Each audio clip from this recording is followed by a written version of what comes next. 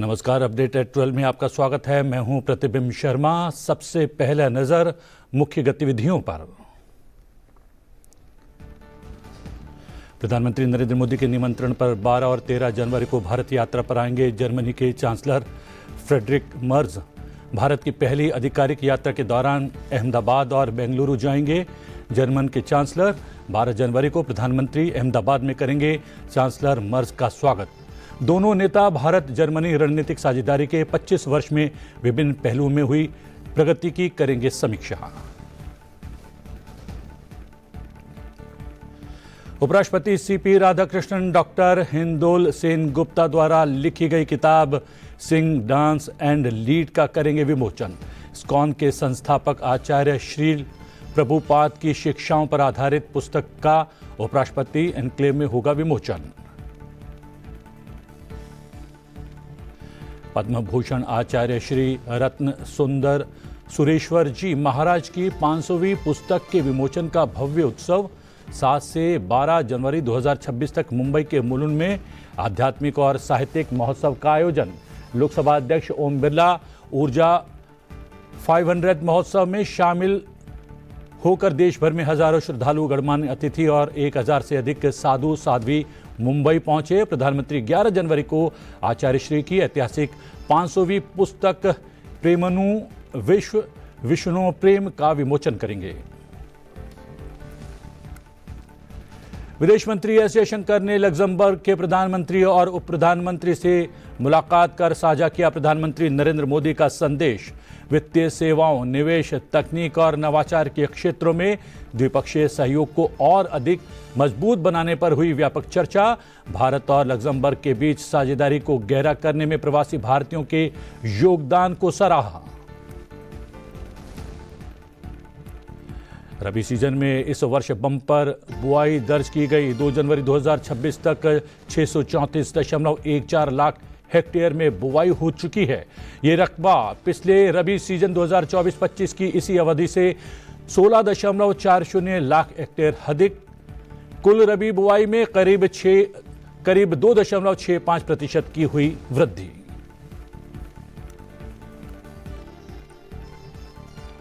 उपराष्ट्रपति सीपी राधाकृष्णन आज डॉक्टर हिंदोल सेन गुप्ता द्वारा लिखी गई किताब सिंग डांस एंड लीड का विमोचन करने वाले हैं।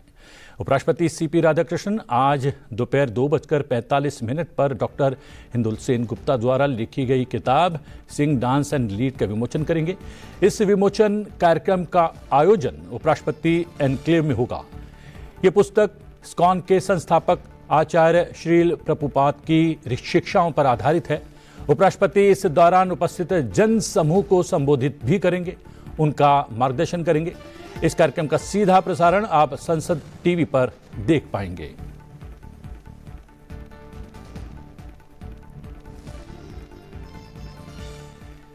रबी सीजन में इस बार बम्पर बुआई हुई है। कृषि एवं किसान कल्याण मंत्रालय के मुताबिक 2 जनवरी तक 634.14 लाख हेक्टेयर में बुआई हो चुकी है। कृषि और किसान कल्याण मंत्रालय की ताज़ा आंकड़ों के अनुसार 2 जनवरी 2026 तक कुल रबी फसलों का प्रोग्रेसिव रकबा 634.14 लाख हेक्टेयर दर्ज किया गया है, जो पिछले सीजन 2024-25 की इसी अवधि के 617.74 लाख हेक्टेयर की तुलना में 16.40 लाख हेक्टेयर अधिक है। प्रतिशत के लिहाज से देखें तो कुल रबी बुआई में करीब 2.65% की बढ़त दर्ज की गई है। गेहूं की बुआई 312 लाख हेक्टेयर क्षेत्र में और धान की रोपाई 42 लाख हेक्टेयर में हुई है। दलहन की बुआई 140 लाख हेक्टेयर में हुई है, जो पिछले वर्ष के मुकाबले 10 लाख हेक्टेयर अधिक है।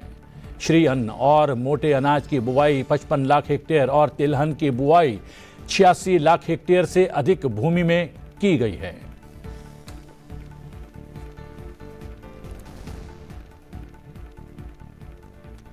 सर्वोच्च न्यायालय ने वायु गुणवत्ता प्रबंधन आयोग से 2 सप्ताह के भीतर उन सभी स्रोतों की पहचान करने को कहा है जो प्रदूषण के मुख्य कारक हैं। प्रधान न्यायाधीश सूर्यकांत और न्यायमूर्ति जय माल्या बागची ने कहा कि आयोग सभी विशेषज्ञों के साथ चर्चा कर दीर्घकालिक समाधान सुझाए जिसे चरणबद्ध रूप से लागू किया जा सके। न्यायालय ने यह भी कहा कि ये सुझाव ऐसे होने चाहिए जिससे लोगों की आजीविका, उद्योग और जनता पर प्रतिकूल प्रभाव न पड़े। न्यायालय ने यह भी कहा कि प्रदूषण नियंत्रण के उपाय इसलिए विफल रहे हैं कि न्यायालय ने कई विशेषज्ञों के विचार लिए जो अलग अलग प्रकार के थे। पीठ ने रिपोर्ट देने के लिए 2 महीने का समय दिए जाने के संबंध में अपर सॉलिसिटर जनरल ऐश्वर्या भाटी के अनुरोध पर तीखी प्रतिक्रिया व्यक्त की। हालांकि न्यायालय ने आयोग को 2 और सप्ताह का समय देते हुए इस महीने की 21 तारीख तक कार्य योजना प्रस्तुत करने के निर्देश दिए हैं। न्यायालय ने यह भी कहा है कि सर्वोच्च न्यायालय द्वारा उठाए गए कई मुद्दों पर आयोग की स्थिति रिपोर्ट मौन है।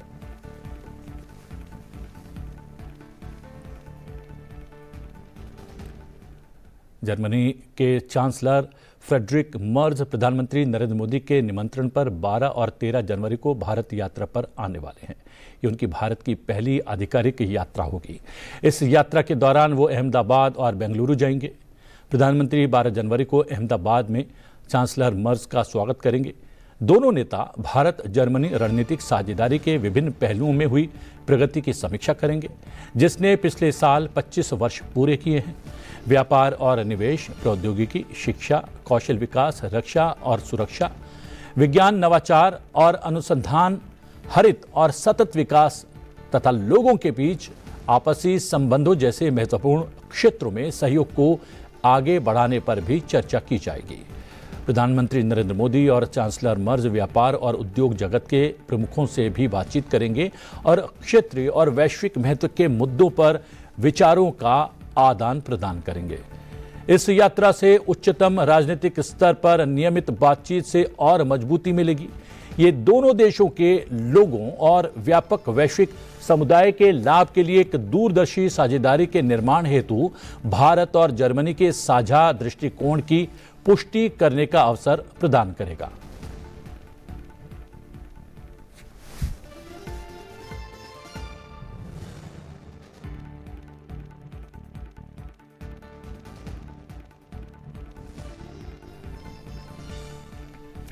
जी हां, लोकसभा अध्यक्ष ओम बिरला मुंबई के प्रवास पर हैं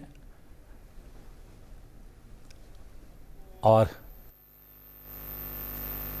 नई ऊर्जा, नया दृष्टिकोण, नया विचार और जिनके आध्यात्मिक ज्ञान, सत्संग, लेखनी से हम सबको मार्गदर्शन मिलता है।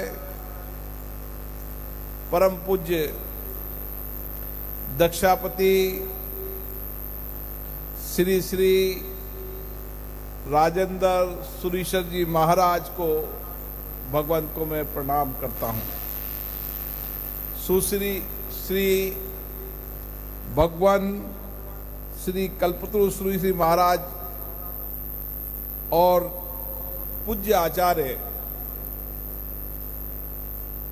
जिन्होंने अपनी तपस्वी लेखनी से 500 से ज्यादा ग्रंथ साहित्य लिखकर उनकी तपस्वी लेखनी के शब्द हजारों वर्षों तक मानव जीवन को सात्विक नैतिकता का मार्गदर्शन देते रहेंगे। परम पूज्य आचार्य भगवान श्री रत्न सुंदर सुरीश्वर जी महाराज को भी मैं प्रणाम करता हूं। आज इस ऊर्जा महोत्सव सत्संग उत्सव के अंदर जिनकी तप तपस्या से, जिन्होंने देश के अलग अलग राज्यों, गांव ढानियों के अंदर 1000 से ज्यादा मुनि, साधु, साध्वी, जिन्होंने जैन धर्म और जैन विचार को जन जन तक पहुंचाने का काम किया, उन सभी मुनि साधु साध्वियों को भी मैं शत प्रणाम करता हूं। आज बंबई की ये चैतन्य भूमि आज आध्यात्मिक नगरी यहां बन चुकी है। ये बंबई की चैतन्य भूमि की आध्यात्मिक ऊर्जा पूरे देश के अंदर एक नई दिशा देगी, नई ऊर्जा देगी और लोगों के जीवन में जीवन जीने का प्रकाश भी देगी। क्योंकि आज इस उत्सव में भगवान श्री रत्न सुंदर सूरी जी महाराज की 500वें ग्रंथ का विमोचन भी इस महोत्सव में होगा और 5 दिन तक ये चलने वाला महोत्सव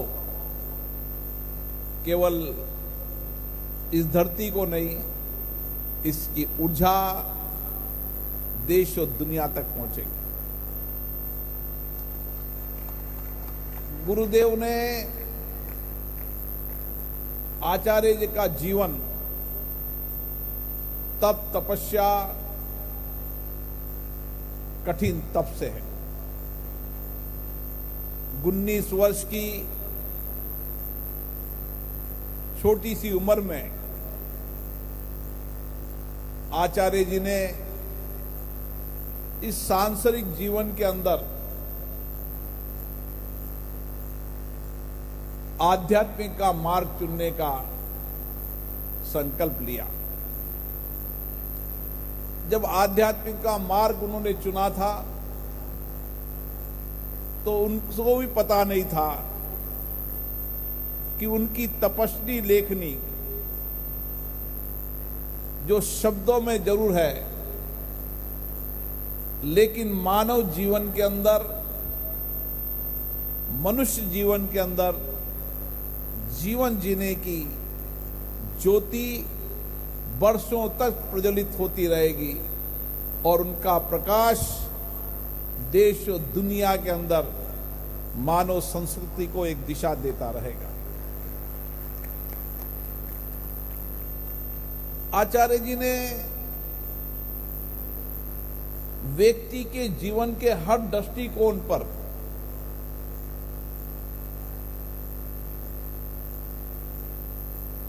और मनुष्य जीवन जीने से लेके मोक्ष के मार्ग तक जो भी व्यक्ति, किसी भी समाज का व्यक्ति आचार्य जी का की लेखनी की लिखी उस ग्रंथ को पढ़ेगा तो इस मनुष्य जीवन के अंदर जन्म से लेकर मोक्ष तक के मार्ग और जिस मनुष्य जीवन हमें मिला है उस मनुष्य जीवन को जीने की नई ऊर्जा मिलेगी। व्यक्ति समाज में आता है, जन्म लेता है और जन्म लेकर कब मृत्यु की ओर चला जाता है, न तो उसकी जीवन के उसको लक्ष्य पता रहता, न उद्देश्य पता रहता और जन्म के से लेकर जब अंतिम पड़ाव पर जब पहुंचता है, जब उसको चिंतन करते समय ध्यान आता है कि अगर मैं आचार्य जी का ग्रंथ पढ़ लेता तो शायद मेरा जीवन धन्य हो जाता। और इसीलिए आचार्य जी ने अपने जीवन को बहुत कठिन तप, तपस्या, अनुशासन और अपने गुरुओं से आध्यात्मिक ऊर्जा जो प्राप्त की, उनके ग्रंथ के एक एक लेखनी के शब्द उस तपस्या, उस ऊर्जा, कठिन तपस्वी जीवन और सांसारिक जीवन के अंदर जो यथार्थ की स्थिति है, उस पर उन्होंने अपने विचारों को रखा। उन्होंने जैन दर्शन को आज की परिस्थिति, आज के समाज जीवन दर्शन के आधार पर सरल शब्दों में, मुझे अभी प्रदीप जी रास्ते में बता रहे थे कि गुरुवर से निकला हुआ मुख से एक एक शब्द सरस्वती का शब्द होता है, जो हम सबको जीवन में मार्गदर्शन देता है। और इसीलिए आचार्य जी, मुझे भी आज आपका दर्शन करने का सौभाग्य मिला है और मैं भी पूरी कोशिश करूंगा कि 500 ग्रंथ के कुछ शब्दों को भी अपने जीवन में उतार लूंगा, तो ये बचा जीवन जो देश और राष्ट्र के लिए समर्पित हो, नैतिकता के लिए हो, आत्म अनुशासन भी हो, आत्म संयम भी हो, और जीवन के अंदर आध्यात्मिक नैतिकता व्यक्ति को हमेशा सही दिशा की ओर ले जाती है। और इसीलिए भगवान महावीर के विचार आज भी यथार्थ के विचार हैं। आज भी अगर विश्व में शांति की आवश्यकता है, तो विश्व की शांति के विचार भगवान महावीर के विचार थे। और उस समय उनकी दृष्टि कितनी व्यापक थी कि आने वाले समय के अंदर, विश्व के अंदर जो जो घटनाएं घटेगी, विश्व के अंदर जो अशांति, टकरार की घटना घटेगी, उसके लिए अहिंसा और विश्व शांति का मार्ग ही वैश्विक मार्ग होगा।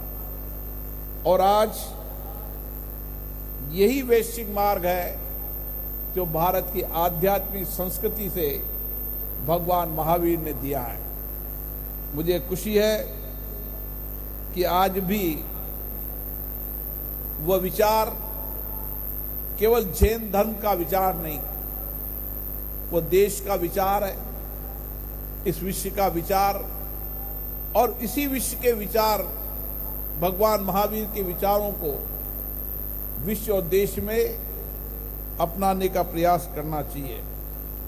निश्चित रूप से आचार्य जी ने हर दृष्टिकोण को लिखा है, हर विचार को रखा है, एक सकारात्मक सोच के साथ, एक सकारात्मक चिंतन हो, आंतरिक शांति हो, संयम हो, नैतिकता हो और नैतिक समाज भी हो।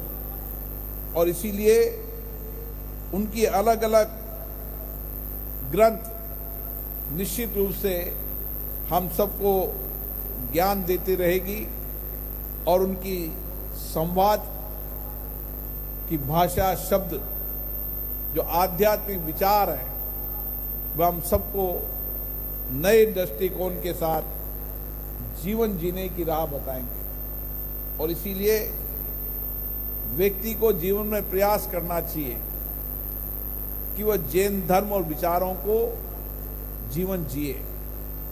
जो जैन धर्म के विचारों को जिएगा, निश्चित रूप से उसके जीवन में जन्म से लेकर मोक्ष तक का रास्ता जीने का भी होगा, और उसका जीवन मोक्ष प्राप्त करते समय समाज में जो कुछ भी उसने किया है, नैतिकतापूर्ण किया है, वह मोक्ष प्राप्त करते समय भी उसके जीवन में ऊर्जा रहेगी। और इसीलिए ये ऊर्जा महोत्सव इस बम्बई की चैतन्य आर्थिक धरती के अंदर, जहां आर्थिक रूप से तेजी से दौड़ती हुई दुनिया बम्बई में नजर आती है, आने वाले समय में आध्यात्मिक ऊर्जा भी इस बम्बई की आर्थिक नगरी से निकलेगी और आचार्य जी के ग्रंथ 500 ग्रंथ हर व्यक्ति के हाथ में ग्रंथ पहुंचे। इसके लिए मैं आयोजन समिति से आग्रह करूंगा कि हमें 500 ग्रंथ के विमोचन के बाद समाज के अंतिम व्यक्ति तक संचार के अलग अलग साधनों से भी हम आचार्य के ग्रंथों को, विचारों को, उनकी तप तपस्या से लिखी हुई लेखनी के शब्दों को, जो आने वाली पीढ़ी को जीवन तक मार्ग प्रशस्त करती रहे, उसके पहुंचाने का प्रयास करना चाहिए। मैं पुनः आचार्य, गुरुवर, मुनि, संत, साध्वी सभी को प्रणाम करता हूं। आज मुझे भी सौभाग्य मिला आपके दर्शन करने से। आपके दर्शन से ही मुझे नई ऊर्जा मिली, नई सामर्थ्य मिली, नई शक्ति मिली। मेरी कोशिश होगी कि संसद के अंदर भी जैन धर्म, जैन विचार की ऊर्जा संसद के नए भवन में है। माननीय प्रधानमंत्री जी ने दिल्ली में विशेष रूप से संसद के अंदर अलग अलग द्वार पर किस तरीके से जैन दर्शन, जैन विचार और 24 तीर्थंकर भगवान वहाँ पर हैं, जो आने वाले समय में संसद के अंदर भी लोगों को सात्विकता, नैतिकता और नैतिक कार्य के लिए हमेशा प्रेरणा देते रहेंगे। और एक जनप्रतिनिधि के जीवन में अगर नैतिकता रहेगी, आध्यात्मिक ऊर्जा रहेगी, आध्यात्मिक ज्ञान रहेगा और नैतिक समाज बनाने के लिए प्रयास करेगा, तो निश्चित रूप से देश में अच्छे और सकारात्मक परिणाम आएंगे। पुनः आचार्य जी और सभी को सशक्त नमन।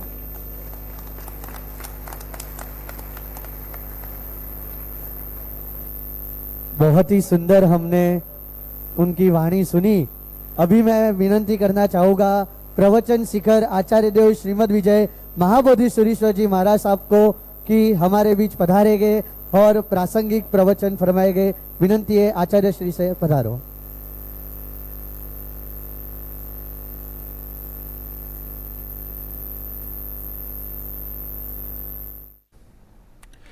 ऊर्जा 500 महोत्सव में बोलते हुए लोकसभा अध्यक्ष ओम बिरला, मुंबई के मुलुंड में ये कार्यक्रम आयोजित किया जा रहा है।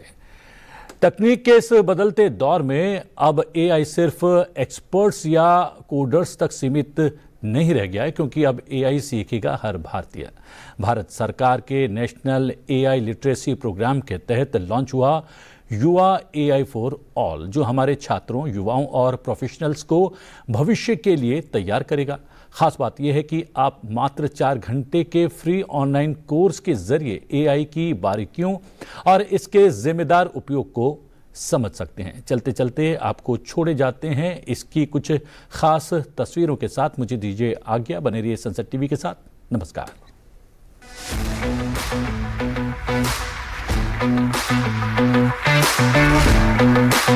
कौन सोच सकता था कैश के बिना पेमेंट हो जाएगा? कौन सोच सकता था एक टैप में पूरी दुनिया हाथ में आ जाएगी? इंडिया ने ये कर दिखाया। और अब नेक्स्ट बिग लीप एआई। पर एक सवाल है, एआई सिर्फ एक्सपर्ट्स के लिए, सिर्फ कोडर्स के लिए? बिल्कुल नहीं। माननीय प्रधानमंत्री श्री नरेंद्र मोदी जी के विजन से शुरू हो रही है एक नेशन वाइड मूवमेंट, जहां एआई सीखेगा हर भारतीय। बच्चे, युवा, प्रोफेशनल्स, हर शहर, हर गांव। इस मिशन का पहला स्टेप है युवा एआई फॉर ऑल। सिर्फ 4 घंटे का कोर्स, सिंपल, प्रैक्टिकल, पावरफुल। सीखिए एआई क्या है, कैसे काम करता है और कैसे एआई को रिस्पॉन्सिबली यूज करके अपनी पढ़ाई, काम और आइडियाज को नेक्स्ट लेवल ले जा सकते हो। सब कुछ बिल्कुल फ्री। घर बैठे कोर्स कंप्लीट करो और पाओ गवर्नमेंट ऑफ इंडिया का सर्टिफिकेट। लाखों इंडियंस को एआई रेडी बनाने का टारगेट। और हां, इस फ्यूचर का हिस्सा बनना ऑप्शनल नहीं है। इस फ्यूचर को शेप करना अब तुम्हारे हाथ में है। अभी एनरोल करो युवा AI for all futureskillsprime.in। QR code scan करो और एआई के साथ विकसित भारत के सफर में जुड़ जाओ। सीखो, सोचो, बनाओ एआई के साथ। जय हिंद।